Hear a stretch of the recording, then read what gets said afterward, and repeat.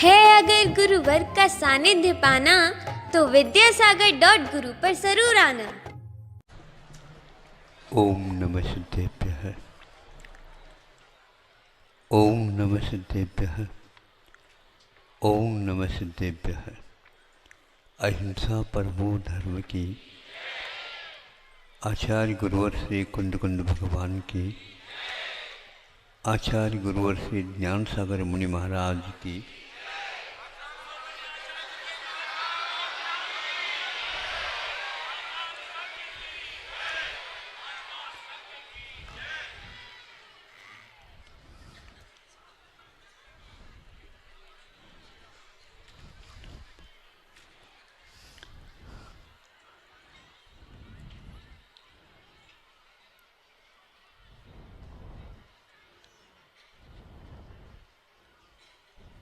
दूध में घृत होता है ये सुना है, देखने से दिखता नहीं, छूने से कोई पता नहीं लगता, सूंघने से भी नहीं, और चख भी लेते हैं, घी का स्वाद नहीं आता।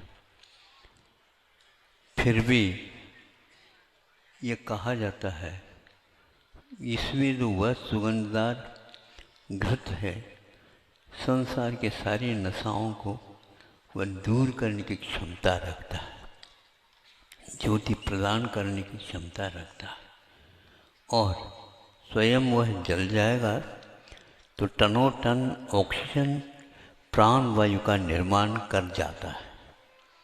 और आप जो रहे दूसरे के प्राण वायु को लेकर के अंगाराम वायु, या उसको क्या बोलते हैं आप लोग, कार्बन डाइऑक्साइड, किसी काम का नहीं है, वो तैयार करके चले जाते। वनस्पति बहुत अच्छे हैं जो उसमें से नीम भी है और पीपल वृक्ष आदि आदि कुछ हैं जो मनुष्य के लिए हमेशा हमेशा प्राणवायु प्रदान करते रहते हैं, और वह कार्बन डाइऑक्साइड स्वयं के लिए सेवन करते हैं और आप प्राणवायु को समाप्त कर देते हैं। अब सोचना यह है कि आत्मा की उन्नति करना, या आत्मा के बारे में जो सोचता है वो केवल मानव मुख्य सोचता है, सभी मानव नहीं सोचते। लेकिन अब उस दूध में से घी जिस प्रकार पुरुषार्थ के बल पर और विश्वास के बल पर, समर्पण के बल पर, इंद्रियों के दमन के साथ, जब तक हम उस दूध के प्रति मोहित रहेंगे तब तक हम स्वप्न तो भले देख लेंगे, किंतु उस स्वप्न में आया हुआ जो घृत है उसका स्वाद हमें प्राप्त नहीं होगा। आप लोग तैयार हैं तो दूध का पहले त्याग करो, लेकिन ये त्याग करना कैसा त्याग करना, जैसे कहा जाता उसके अनुसार त्याग करना। पीना नहीं, किंतु उसमें कुछ जामुन वगैरह डाल करके विधिवत उसको जमाना है। दही नहीं जमाया जाता है, दूध जमाया जाता है, दही जम जाता है। उल्टे चल रहे हैं आप, इसलिए तो हो रहा है। हाँ, दूध भी निकल जाएगा और घी भी मिलेगा नहीं। इसलिए विश्वास करो, विश्वास के साथ ऐसा समर्पण भाव के साथ इसमें से एक बार तो मैं घी निकालूँ। तो इसके उपरांत जब वो जम जाता है मटकी में तो उसको मथा जाता है। मथा जाता है तो मथानी लाई जाती है।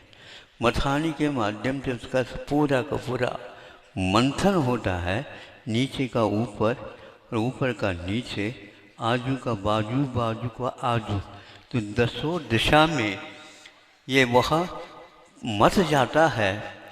और तब कहीं जा कर के उनमें से कण ऊपर की ओर अपने आप आने लग जाते हैं और वह धीरे धीरे देख करके रोक देता है और अपने हाथ को, सुन रहे हैं आप ना, अपने हाथ को साफ धो लो।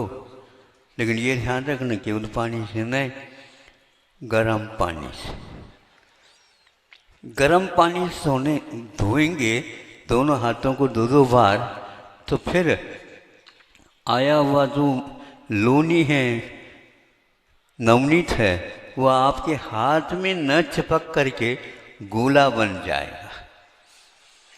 फिर वह उसको उसी में छोड़ दो तो वो डूबेगा नहीं। नहीं समझे? वो डूबेगा नहीं, लेकिन अपनी पहचान बाहर आकर के दिखाएगा नहीं। थोड़ी सी दूध की चंद्रमा की भांति उसके ऊपर का सिर का कुछ भाग दिखता रहता है, बाकी सब वह गोला उसी तक्र में तैरता रहता। अब डूबने की बात ही नहीं है। रिद्धि प्राप्त हो जाती है तो ऐसी होती है, और हम डूबते हैं तो ऊपर ही नहीं आते। कौन सी रिद्धि है? आप ही देख लो आप क्या हो रहा है। हम विषयों में डूबेंगे, रिद्धियाँ नहीं। वह इस प्रकार की रिद्धियाँ प्राप्त होंगे तो सप्तम नरक जाने की योग्य होती है, आपको बहुत सीधा पहुंचा देंगे वो। तो यह हुआ एक प्रकार से नवनीत तक, और नवनीत से उसको तपाने के उपरांत घृत का हम किस इंद्रिय के माध्यम से जान करना चाहते हैं, उस इंद्रिय का वह विषय बन जाता। आँखों के द्वारा देखो दूध गायब है, चला गया दूध। दूध में जो था वो आया है, जलाया गया है उस पानी को, किंतु पानी के साथ यह नहीं जला, यह तो अपने आप में ऊपर उठ करके आया है। तो वह गंध देखा, दूध में जो गंध आती थी वह है ही नहीं, और ये सुगंधि ऐसी फूट गई तो कहीं महलों तक वो बहुत आगे तक पहुंच जाता। आज का सेवन किया हुआ दो दिन तक उसकी सुगंधि मिटती नहीं है हाथ धोने के उपरांत में। इस प्रकार सुगंधि स्पर्श चिकनाहट को लेकर के विद्यमान है। ये भी दूध से बहुत हट कर के है। सब कुछ होने के उपरांत एक अद्वितीय बात तो यह है कि विश्व में प्रकाश प्रदान करने की क्षमता विद्यमान है। आपके पास यह देह में बैठा हुआ आत्म तत्व है, वह बाहर कब आएगा? तो ऐसा ही आएगा। जब तक वह मथानी का डंडा नहीं मिलता तब तक मंथन नहीं हो पाता। इसलिए डंडे का बहुत महत्व है। आगे बढ़ जाते हैं हम, और कोई भी झंडा उत्तोलन करना है तो बहुत सौभाग्य का विषय है। आज के मुहूर्त में ऐसा हुआ था, और ऊपर उसको डंडे को झंडे को ऊपर तक ले जाते हैं, ये पक्का है। किंतु वहाँ पर जाने के उपरांत डंडे का सहारा नहीं है तो ध्यान रखो, वह किसी भी प्रकार से लहराएगा नहीं।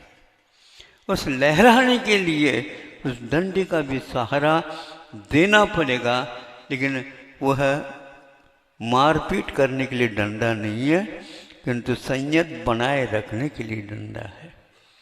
कई ऐसे उदाहरण हमारे पास विद्यमान हैं। तो वह कैसे डंडे हैं? तो हमेशा उन डंडों के माध्यम से हमें बहुत कुछ लाभ मिलता है।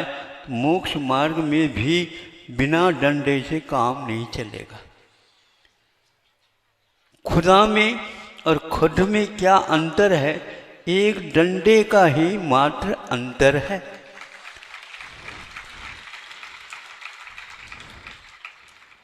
और कोई व्यक्ति हमें खुदा नहीं बनाएगा, किंतु हम खुद ही यदि ऐसा पुरुषार्थ करें, ऐसा श्रम करें, ऐसा समर्पण करें, ऐसा संकल्प ले, उसके सामने एक डंडा लगा दो खुद के ऊपर, तो खुद का खुदा बन जाता है। हम अपने हाथों में ऐसे शस्त्र और अस्त्र रख रखे हैं, तो दूसरे की पिटाई के लिए, मारने के लिए, हनन करने के लिए, और हमारे पास शब्द भी बल ऐसा है जो सामने वाला सुनता है भव भवों में याद रखेगा, और उस समय में भी उसका खून जलता ही जाता, जलता ही जाता। ऐसे कठोर शब्दों के प्रयोग भी हम कर सकते हैं, करते हैं, तो सप्तम पृथ्वी तक यात्रा अपने आप होती रहती है। जैसे उस कौवे को अमर कहा, अमर पक्षी, उसी प्रकार नीचे नरकों में और ऊपर में भी दोनों में मरण अकाल में नहीं होता, पूर्ण आयु वाले ये होते हैं। और पूर्ण आयु आपको मिली है तो पुनः वहाँ पर जाने के लिए नहीं मिली है। अपने ऊपर थोड़े से संयम धारण करो, तो वह यदि संयम धारण करते हैं तो दूध से घी की यात्रा होने में 12 घंटे भी नहीं लगते हैं, और पक्का है आपको वह अनादिकालीन जो खोई वस्तु है वो उपलब्ध हो जाती। खोई का मतलब आज तक उसको दृष्टिपात हमने नहीं किया। जो व्यक्ति जहाँ पर रहता है वहाँ संयम की बात नहीं करता है तो होता नहीं। अपने यहाँ बहुत सारे कलाएँ हैं, बहुत सारे धंधे हैं, सब कुछ हो करके भी मनुष्य के लिए एक दो दोहे या ये एक दोहे ही लिखा गया है। इसमें पूरा का पूरा शिक्षा का सारांश भी आ जाता है और उपसंहार भी हो जाता है। ज़्यादा करने की कोई आवश्यकता नहीं। आज जो इतने बड़े बड़े विश्वविद्यालय खोलने की बात कर रहे हो, जीवन जीने के लिए इस सारी की कोई आवश्यकता नहीं है।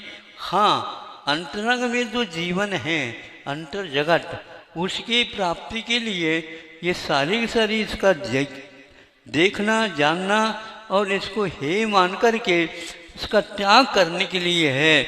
इस प्रकार यदि बाहर से त्याग करते हैं तो भीतर अपने आप ही राग द्वेष का सूकरा प्रारंभ हो जाता, अंतर जगत की बात तो हित निश्चित हो जाता है। जब तक आप 5 इंद्रियों को अपने काबू में नहीं रखेंगे, अपने मन के ऊपर डंडा नहीं चलाएंगे, दूसरे के ऊपर तो डंडा चलाते हो लेकिन अपने ऊपर डंडा चलाना परम आवश्यक है।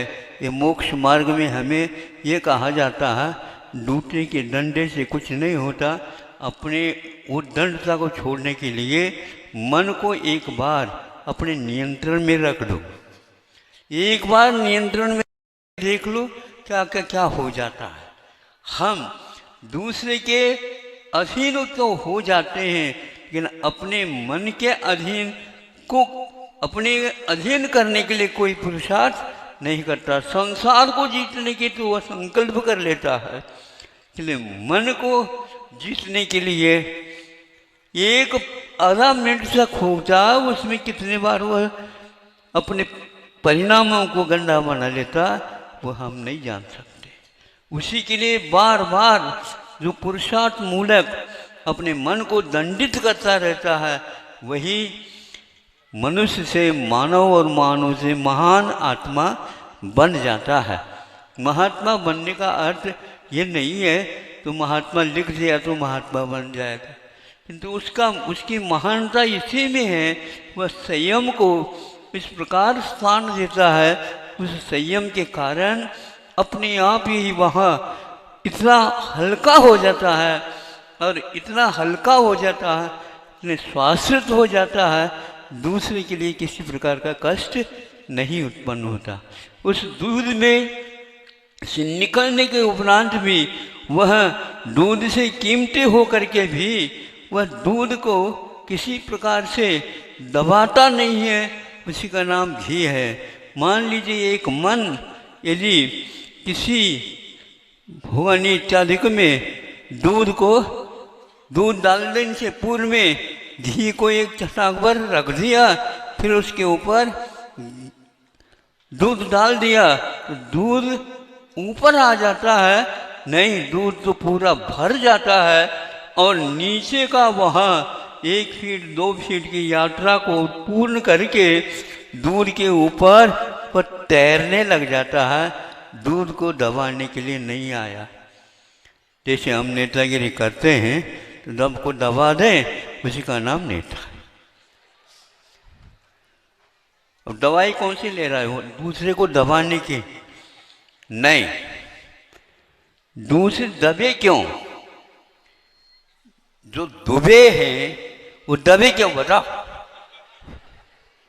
दुबे समझते हो?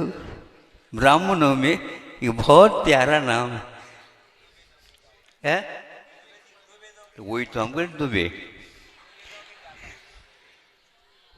वो दो है, दो क्या है? वेद है। तो विश्व वेद को जो आत्मसात कर लेता है वो दुबे होता है, दुबला पतला नहीं होता। लेकिन मोटा ताजा होने के उपरांत भी दूसरे को जो दबाए नहीं वही दुबे है। ब्राह्मण होता है, त्रिपाठी हो जाता है, चतुष्पादी हो जाता है, वो हो जाता है, बहुत सारे होने के उपरांत भी ये भी तो देखो वह किसी को दबाता नहीं है। यह उनका संकल्प है, क्योंकि आत्मा यदि दूसरी आत्मा को दबाएगी, ये पक्की बात है, कोई भी मरेगा तो है ही नहीं, क्योंकि दोनों अविनश्वर है। अब आप भी बताओ, इस युद्ध में किसको जय मिलने वाला? किसी को भी नहीं है। जो हारता है वो तो कम से कम नौकर नहीं है, हारने के उपरांत भी अपने अस्तित्व को वह कायम रखता है। जो अपने अस्तित्व को कायम पर रखता है वो दूसरे से डरने की क्या आवश्यकता है और डराने की क्या बात करते हो आप? छोड़ दो सारे ये डरना और डराना असंयम का काम है।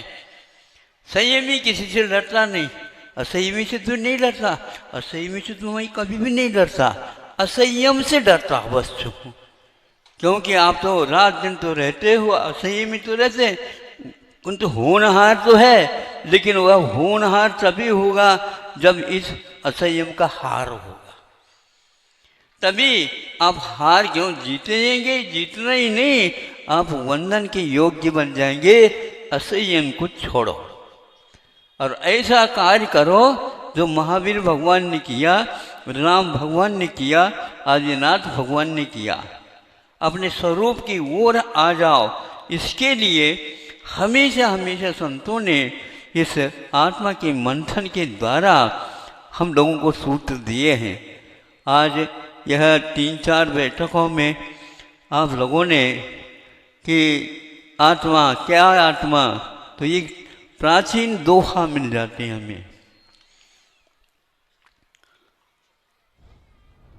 कला 72 पुरुष की, जामे 2 सरदार।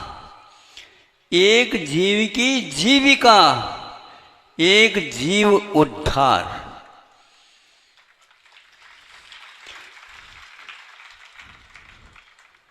जीवन का उपसंहार उद्धार में होता है, धारण करने में नहीं, उद्धार करने में। कैसा होगा? तामी 2 सरदार, 72 कलाएं होती हैं पुरुष की। इन 72 कला सीखने के उपरांत कोई शिक्षा शेष रहती ही नहीं। यदि रहती है तो वह भीतर के लिए रहती है, जो आत्मा को मानने के लिए होती है। इन कलाओं के माध्यम से जब तक वह संयमी नहीं बनता, तब तक असंयम जो बहुत बेकार वस्तु है उससे बचने के लिए वह ये उपक्रम करता है। यह बचने के लिए जो कि वह अन्य गतियों में ले जाने वाला असंयम है, और मनुष्य में यदि इन 2 कलाओं के साथ जीता है तो एक आजीविका, दूसरे के जीने के लिए नहीं, अपने जीवन के लिए जो उपयोगी पदार्थ है उनका उत्पादन करना, ये वृत्ति रखना, यह मनुष्य के लिए परम आवश्यक है। जब हमने इन कलाओं के गर्भ में छुपा हुआ अर्थ है उसको देखा जा रहा था, और उसमें एक 72 कलाओं में से एक कला की ओर दृष्टि चली गई, और वह था स्वयं पाक। सुन रहे हो? पुरुष ने दोनों, और ये धारणा है स्वयं पाक, यानी स्वयं पाक ये कहा जा रहा है, पाकिस्तान के लिए नहीं कहा जा रहा है। किंतु स्वयं पाक अर्थात स्वयं पकाने के लिए तैयार हो जा, रसोइया बन जाओ। चाहे पुरुष हो चाहे महिला हो, जब दाम्पत्य जीवन में आ जाते हैं तो कोई बाधा आती है, उस समय केवल महिलाएं रसोई बनाकर ही दे, संभव नहीं है। पुरुष को भी स्वयं पाक।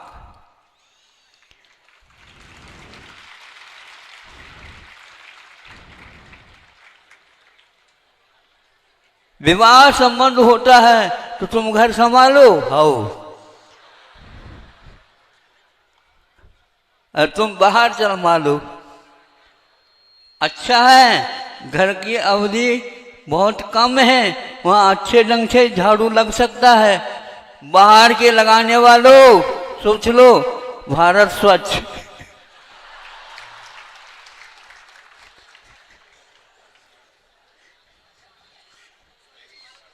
स्वच्छ भारत अभियान मतलब अब ध्यान में आया सांझ के समय पर, जब सोना है उस समय, संध्या के समय पर, जीवन के अंतिम मंजिल क्षण है उस समय, तो संकल्प ले लो दूसरे जीवन में भारत मिल जाए तो देख लेना। इसलिए 72 कलाएं दूसरे के लिए नहीं बताई, प्रत्येक कला का ज्ञान का अनुभव हो यह आवश्यक था, तभी परिवार को अब समय पर कम समय में भोजन करा सकोगे। नहीं है होटल जाओ तो होटल का आज क्या होता है, 16 हो तो होटल, 16 छुट्टाल दो तो होटल में आ जाओ। फिर क्या फास्ट फूड खाओ, ठीक है। फूड का अर्थ क्या होता है, फुटबॉल नहीं, क्या होता है जो कुछ भी बना हो, जैसे पैर से उस गेंद को ठोकर देता है, खूब वह दूर दूर तक भाग जाता है। आज के फूड खाने से भी सब जगह घूम घाम करके वह अस्पताल में घुस जाता है, वहां उसकी चिकित्सा हो जाती। सोचो, विचार करो, ऐसा भोजन क्यों करो जो रुग्ण हो जाए।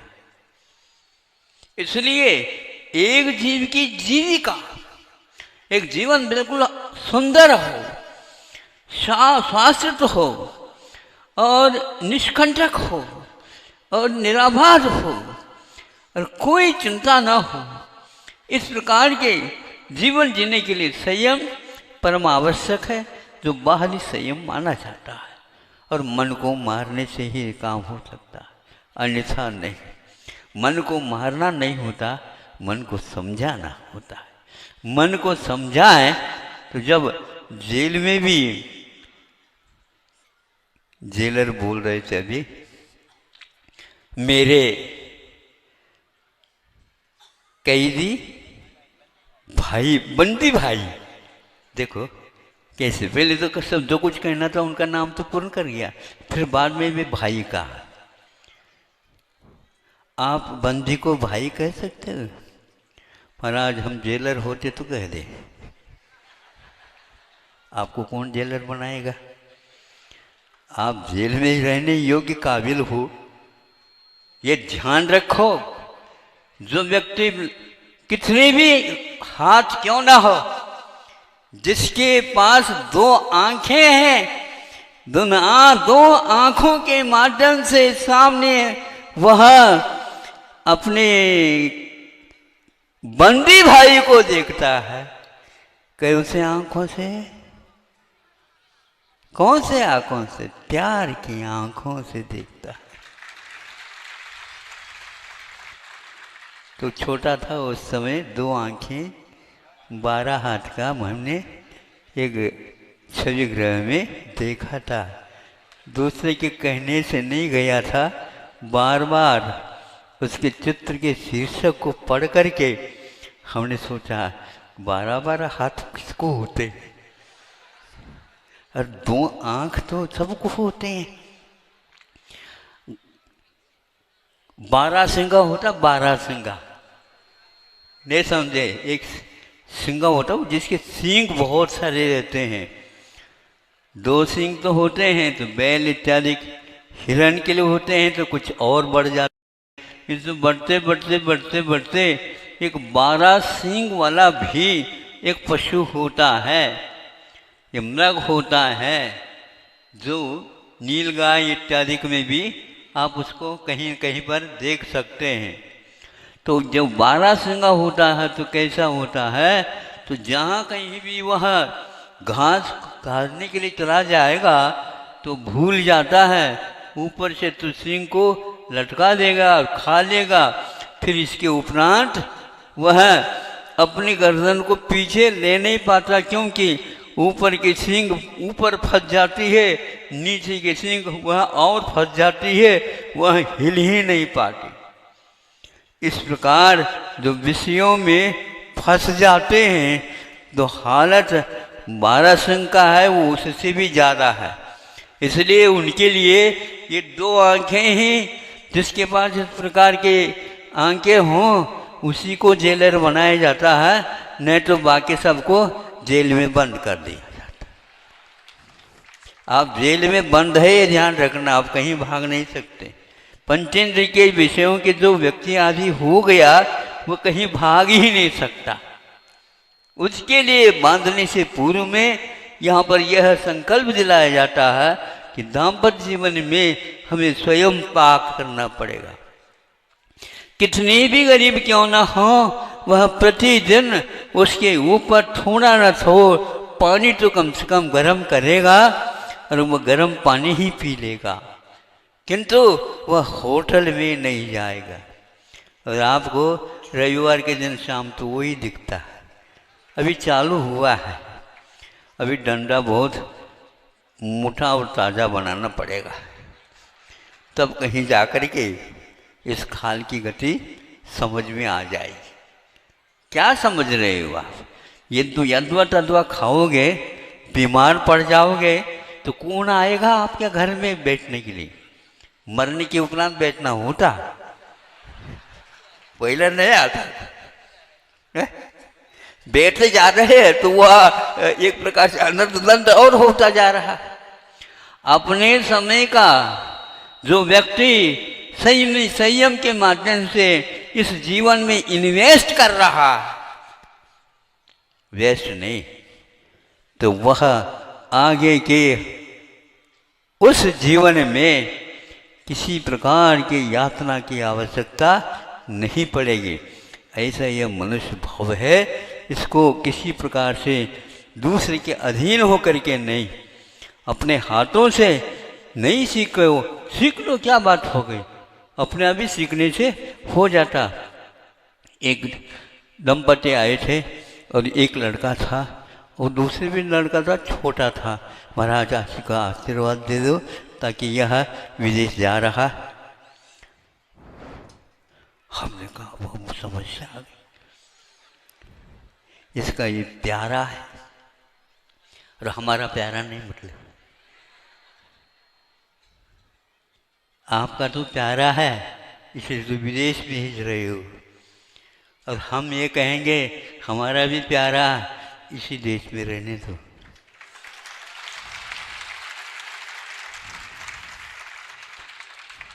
नहीं महाराज, इस समय तो पढ़ने का समय है, लिखने का समय है, ये समझदार बनेगा तो ये आपका ही है, लेकिन क्या पता इस देश से परदेश में जाएगा तो वहाँ से वापस आएगा, कौन कहेगा। दूसरी बात है, मैं कैसे आशीर्वाद दूँ? मैं तो इसके लिए ये होता है तो होटल तो काफ़ी है, किसी के पास बोलने की कोई, अब मांगने की भी कोई आवश्यकता नहीं। बाबा आ जाओ ले लो। कई व्यक्ति कह देते हैं महाराज थोड़े से तो ले लो, ये सब ले रहे, ये कुछ नहीं लेते, कुछ नहीं लेते तो फिर चल कैसे रहे? हाँ लेते तो हैं, लेकिन लेने की विधि अलग है। तो हमने उनको कहा जा रहे हो और आपका समर्थन है तो मैं समर्थन बाद में दूंगा। कोई माँ या पिता या और कोई भी जा रहा है साथ, नहीं महाराज, कोई नहीं जा सकता। और कोई नहीं जा सकता, ये भीतर क्या जाएगा बताओ।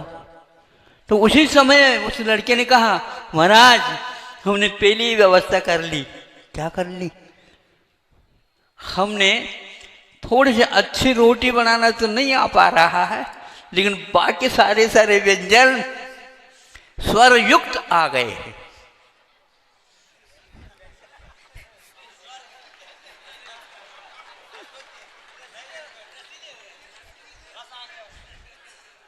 आप लोगों को रस आ गया? रस आ गया?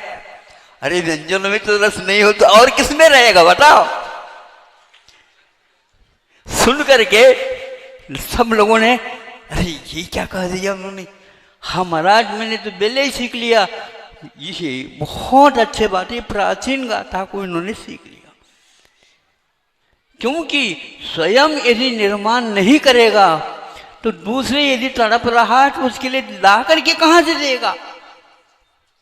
इसलिए अपनी जीवन वृत्ति के साथ साथ सात्विक ऐसी कला हो जिसके द्वारा सात्विक भोजन इत्यादि का निर्माण हो सके। तो आज भी वह वहां से वापस आया, तुम क्यों क्या हाल है? बहुत अच्छे ढंग से चल सकता, पूरे परिवार को भी हम भोजन अच्छे ढंग का बना करके दे सकते हैं। देना तो है, जब तक श्रावक है तो उसका कर्तव्य है वह अतिथि संविभाग भूले नहीं। तभी जा करके जो हमेशा पराजित नहीं होते हुए भी एक बार संकल्प लिया गया है कि 12 बजे या 10 बजे जहाँ पर श्रावक खड़ा होता है अथवा भोजन करता है उस समय जा करके वह बिना मांगे, बिना किसी संकेत के वह जो बनाया है स्वयं के लिए कोई और आ जाए तो उनके लिए भी दे करके, तो यह अतिथि संविभाग एक प्रकार से स्वयं पाक में शुद्ध है। आज आप लोग जिस प्रकार वस्त्र के बारे में कहा गया है उससे भी गई बीती वस्तु परिणति आप लोगों के जीवन में हो रही है। भोजन के बारे में दो ही, आहार और वस्त्र, ये दो रहेंगे, निश्चित रूप से आप अपने ऊपर काबू कर ही लोगे और यह धर्म ध्यान का अवश्य रास्ता आप लोगों के लिए खुलेगा। लेकिन संयम, चाहे श्रावक हो चाहे मुनि हो, संयम रखे बिना काम नहीं चलेगा। मन को नियंत्रण में रखना अनिवार्य है। आज नहीं रखेंगे पश्चाताप करेंगे और वहाँ जहाँ पर आप चले जाएंगे वहाँ पर आपका दिन एक एक हजार वर्ष के प्रमाण विलंब के साथ डूबता जाता होता है। फिर भी वहाँ पर निद्रा नहीं और न भूख की प्यास की वहाँ पर कोई प्रतिकार की वस्तु है। केवल पहले को याद करो, किंतु एक बूंद भी नहीं मिलेगी, तो एक दाना भी नहीं मिलेगा और दीर्घ काल तक असंयम में रह करके आपको पश्चाताप के साथ ही उन सारे क्षणों को व्यतीत करना पड़ेगा। तब कहीं जा कर के उन नरकों से उठ करके आए हो पुनः नरक जाने की तैयारी क्यों कर रहे हो? क्षणिक जीवन है, आपको चाहिए दो ही बातें याद करो अवश्य। आज तक दूसरे के जीवन के ऊपर हस्तक्षेप करने का कार्य करता था, आज हस्तशिल्प की बात हो रही है।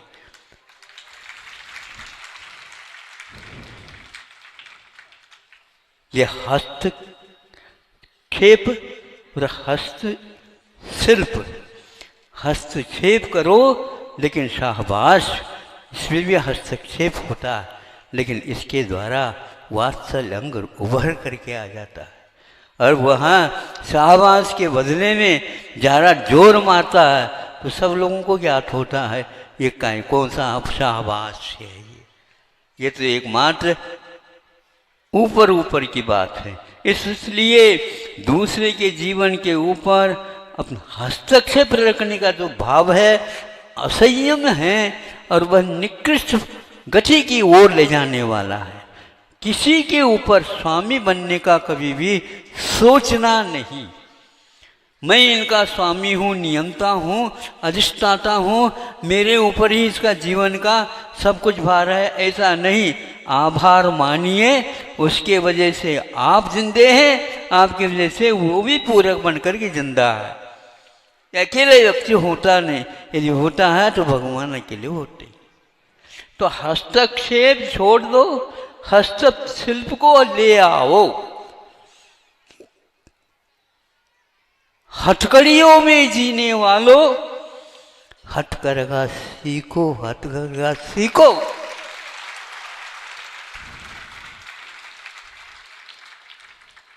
इससे आप वंचित हो गए, इसलिए आपके हाथों में हथकड़ी आ गई। दूसरे के लिए भी आंखों में पानी आता है। जब ये दोनों ही हाथ बंद हो गए, बंध गए, तो जीवन में करने की कोई साधन रहा ही नहीं। इसलिए हमारे भगवान एक हाथ के ऊपर हाथ रखते हैं और बैठ जाते हैं, ताकि मैं मारूंगा भी नहीं, मरूंगा भी नहीं, कुछ भी नहीं करूंगा, आप देखते रहे हो। इसको देख करके प्रभु अपने आप याद आ जाते हैं। पता नहीं चलने वाले के व्यक्ति हाथ भी चलते रहते हैं। इसलिए ये चलने वाले हाथ दूसरे के लिए भय पैदा करने वाले हैं। और हाथ के ऊपर हाथ रखेंगे तो उसके द्वारा अपने आप हस्त निक्षेप समाप्त हो जाता है, अथवा हथकड़ियाँ दोनों उठ जाते हैं और वो बैठ जाते हैं। हथकड़ी पहने हुए भी सामायिक कर सकते हैं,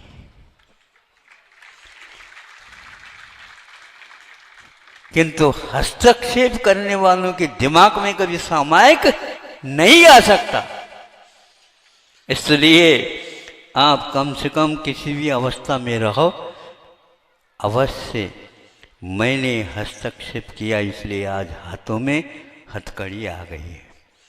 मैं यदि इसको स्वयं पाक के रूप में स्वीकार कर लूँगा, निश्चित है अब किसी भी प्रकार से हथकड़ी दोबारा पड़ेगी नहीं।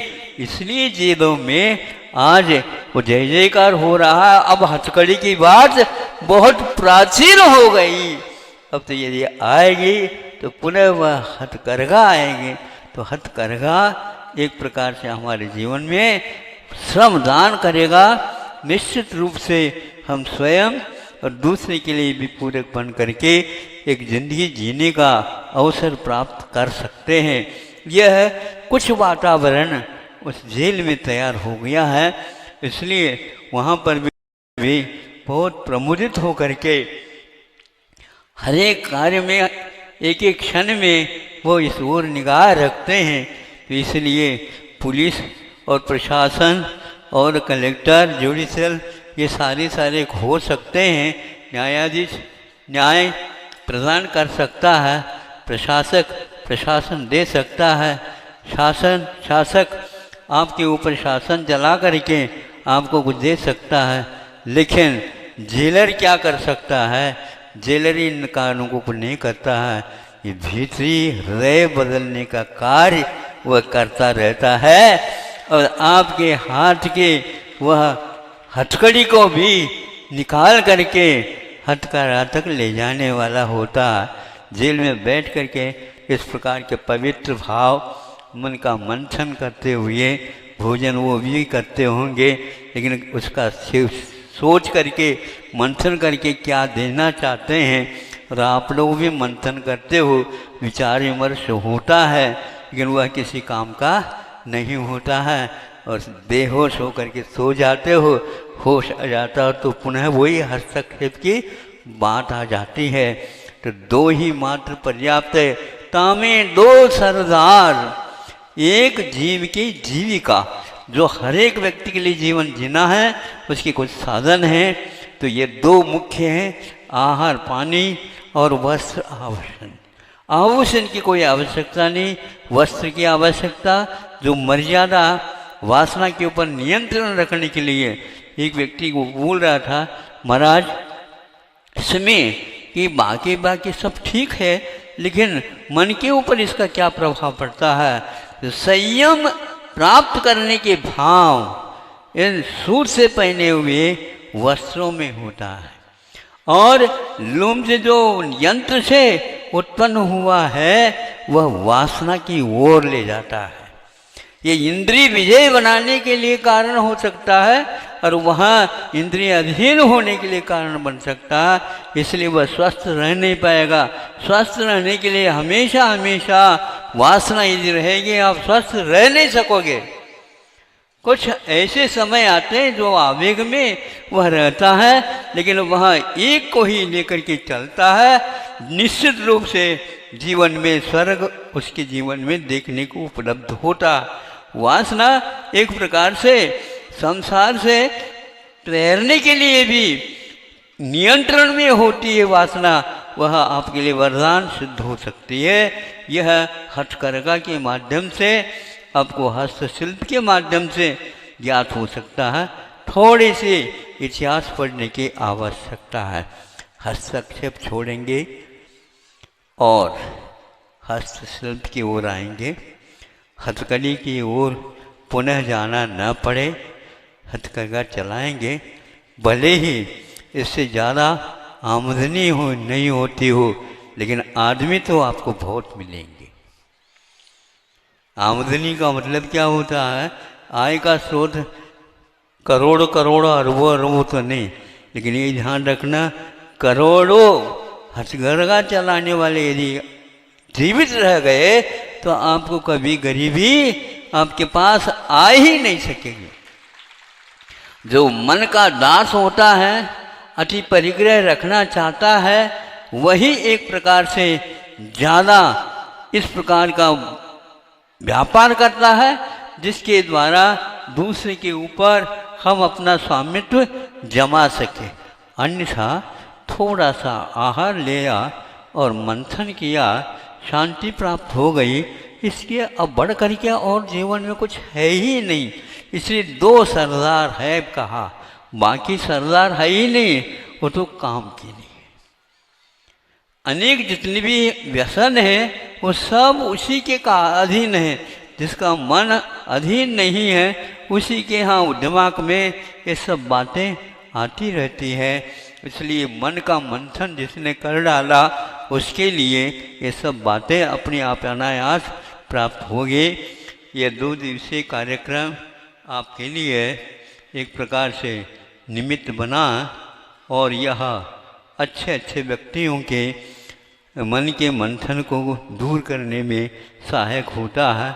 शिक्षा हमारे विचार से और कोई बड़ी वस्तु नहीं है कि भीतरी हमारी क्षमता क्या है, इसका श्रद्धान पहले होना अनिवार्य है। दूध में से हम घी निकाल देंगे तो इस शरीर के भीतर भी ऐसी शक्ति छुपी हुई है। देह परमात्मा हो, आत्मा है तो परमात्मा बनती है। इस देह में, इस देह को जो व्यक्ति आपा मान लेता है वो भूल करता है। इसका मंथन यदि करता है तो इसके लिए बहुत जल्दी परमात्मा का स्वरूप उपलब्ध होता, सबको उपलब्ध हो। इस प्रकार यह शिक्षा दी जाती थी भारत में पहले के काल में, किंतु आज शिक्षा वह न दे करके दुनियादारी की शिक्षा दी जाती है, जिसके द्वारा ये नीति, न्याय और बाह्य अभ्यंतर के जो महत्व हैं जीवन के, दुर्लभता हैं, उन सब से हाथ धो करके वह खाली हाथ ही चला जाता है। हमारा यही कहना है, इसलिए आप लोग बहुत लगन के साथ सुन रहे हो, इसी लगन के साथ आगे भी बढ़ेंगे। एक बात कह करके मैं ये छोड़ता हूँ, जैसे बात सुनी थी वह यदि ऐसा है तो आप लोग सोच लेना, समझ लेना ये कहाँ तक आप उचित कदम उठा रहे हैं। वो ये है, कल तो ये कहा था कि अपनी मातृभाषा अथवा कोई राष्ट्रीय भाषा के माध्यम से शिक्षा का प्रयोग किया जाता है तो वह बहुत गुना विद्यार्थियों के लिए वरदान सिद्ध हो गया। इसके ऊपर शोध हो चुका है, क्योंकि उसके पास विषय वस्तु है लेकिन अभिव्यक्ति के लिए कोई विशेष भाषा उसे प्राप्त नहीं है। जिस भाषा को आप लोगों ने बंद कर रखा है, तो माध्यम यदि विदेशी भाषा में होगा, उस शिक्षा के द्वारा जीवन में कभी भी राष्ट्र की उन्नति नहीं कर सको। इसको इसलिए इस प्रकार कह सकते हैं क्योंकि उसको इस भाषा को सीखना है, तो सीखने के लिए कोई बहुत प्रयास नहीं करना है, क्योंकि अपनी मातृभाषा में चिंतन अपने आप ही बहता चला जाएगा। उसके द्वारा जो मन में आया है, जो समझ में आया है, उसको अभिव्यक्त कर लेगा। इस अभिव्यक्ति के लिए भाषा का आधार लिया जाता है। लेकिन आप लोगों ने ऐसी धारणा बना रखी है कि वह इंग्लिश भाषा आएगी तो ये कला आएगी, ऐसी धारणा बनाना ही बेकार की बात है। और वह ऐसा ही किया है उन गुरुओं ने, शिक्षकों ने। और इसके उपरांत जो परिणाम निकला उसमें 5-6 के साथ पर 60% बच्चे अनायास ही निकल गए। उनके लिए कोई विशेष परिश्रम करने की आवश्यकता नहीं। इसलिए 10 वर्ष में जो इंग्लिश भाषा के लिए श्रम किया जाता है, वह 12वीं के उपरांत 10 महीने नहीं, केवल 1 या 2 महीने के भीतर उससे भी अच्छा ज्ञान उत्पन्न होता। हाँ, इसी प्रकार के चिकित्सालय वगैरह उन्होंने इस प्रकार का शोध किया है। इसलिए आप लोग यदि अपनी संतान के ऊपर दया करते हो और उनके भला चाहते हो, तो उस भाषा से उसको दूर रखो और अपनी जो भाषा है उस भाषा में ही उनको शिक्षा दे दो, और उसमें आपको सफलता मिलेगी, वो अद्वितीय सफलता मिलेगी। और इसके साथ साथ बहुत परिश्रम दूर हो जाएगा। आत्महत्या तक जो है बच्चे कर डालते हैं, क्योंकि उसके बिना पढ़ाई का कोई मूल्य नहीं है, ऐसी धारणा बनाई। यहाँ तक कि सुनते हैं, कहाँ तक आप लोगों के मुख से सुना है कि यदि कोई बच्चा कभी भी हिंदी में बोलता हो तो उसको दंडित करने का भी प्रावधान निकाला है। आप ही लोगों में से हमें सुनने को उपलब्ध था। आज तक आपके कानों तक हमने नहीं डाला, क्योंकि आपको था मालूम। लेकिन इसके परिणाम क्या निकल रहे हैं आपको देखना चाहिए। हाँ, ऐसे स्कूल है, हम स्कूल नहीं मानते, हम तो विद्यालय मानते हैं। ऐसे विद्यालय नियम कर रहे हैं, इसके पीछे आपका उस बच्चे के उद्धार का कहाँ तक सवाल है, मुझे बता दो। किस वजह से आप इस प्रकार हट और आग्रह कर रहे हैं? नहीं, आपको इंग्लिश ही पढ़ना है, उससे आपको क्या लाभ मिल रहा है? माता पिताओं को ये ज्ञात नहीं है, लेकिन इसे इतना ही सुन रखा, इंग्लिश पढ़ता है तो होशियार कहलाता है।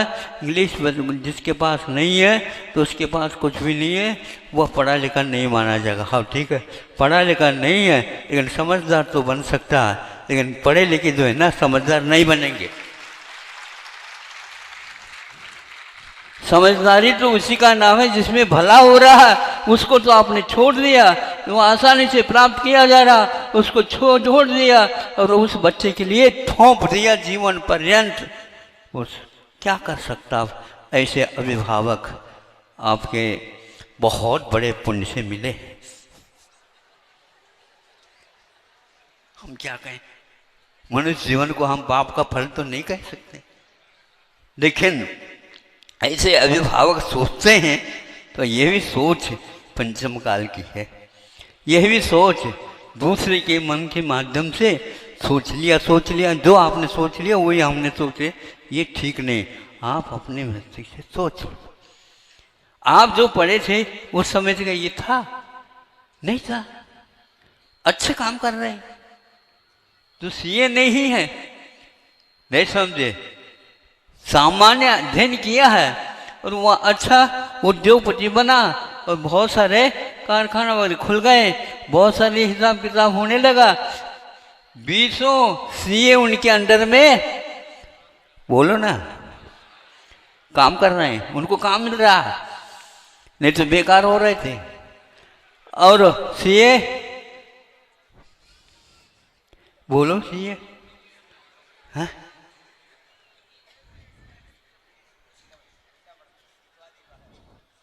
क्या है ये? अपने योग्य करने योग्य कार्य भी हो रहा है, पर्याप्त है।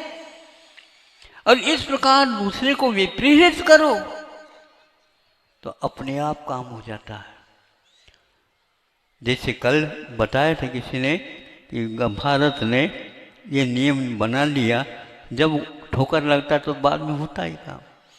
तो उन्होंने कि भारत से बाहर यदि यहाँ से कोई माल जाता है लिए अच्छे ढंग से टैक्स हम लेंगे। बस अपने आप ही सामने वालों को मालूम पड़ेगा, श्रम करो, जो मांगते रहे थे उसका उत्पादन करो और दूसरों को भी दे दो तो मालूम पड़ेगा। इसलिए अपने बच्चों को श्रम सिखाओ। इसलिए श्रमदान की बात चर्चा हमने की है।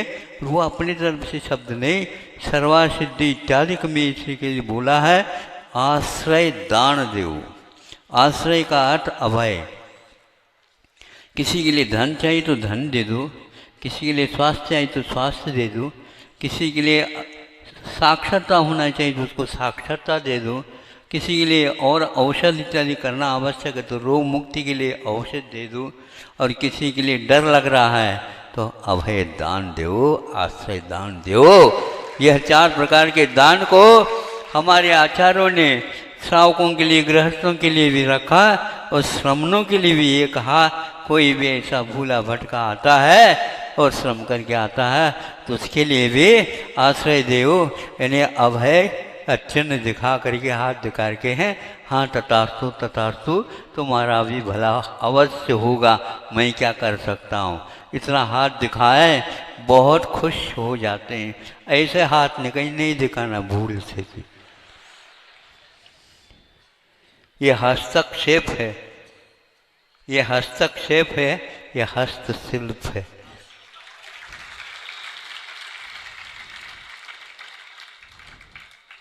हथकड़ी नहीं, किंतु हथकरघा सामने रखो, निश्चित रूप से खुशी को लौटते रहो, लौटते रहो। वह लड़का बहुत अच्छा निकला, वहाँ से पढ़ करके वो आया, और आया तो अपने गांव छोड़ करके सर्वप्रथम हमारे पास आया। महाराज आप ने आशीर्वाद दिया था, उसी आशीर्वाद का फल है। तो मैं बिल्कुल जो चाहता था उम्मीद से भी बाहर हो गया। हमें पहले बताओ व्रत चल रहे हैं क्या नहीं, उसी का तो परिणाम है महाराज। एक दिन भी होटल की ओर नहीं गया और प्रतिदिन 2-2 बार अच्छे ढंग से भोजन करके आया हूँ। अब कोई भी पुरुष चाहे तो हमारे हाथ से भी हम खिला सकते हैं उनको, और महिलाओं को भी कह सकते हैं तुम बैठ जाओ, बहुत दिन करते करते हो गए, थक गए हो। ऐसे ही पुरुष को चाहिए अपने काम बदल दो थोड़े बहुत। जब आपने पहनावा भी बदल दिया तो काम भी बदल दो ना, क्या बात होगी। ये ठेका ले रखा है कि वो सारे वो रसोई वही बनाए। दक्षिण में रसोई नहीं होते, सुन रहे हो, रसोई नहीं होते, रसोईया होता है नहीं, सारे पुरुष ही रसोई बनाते हैं, उनको तो आता ही नहीं।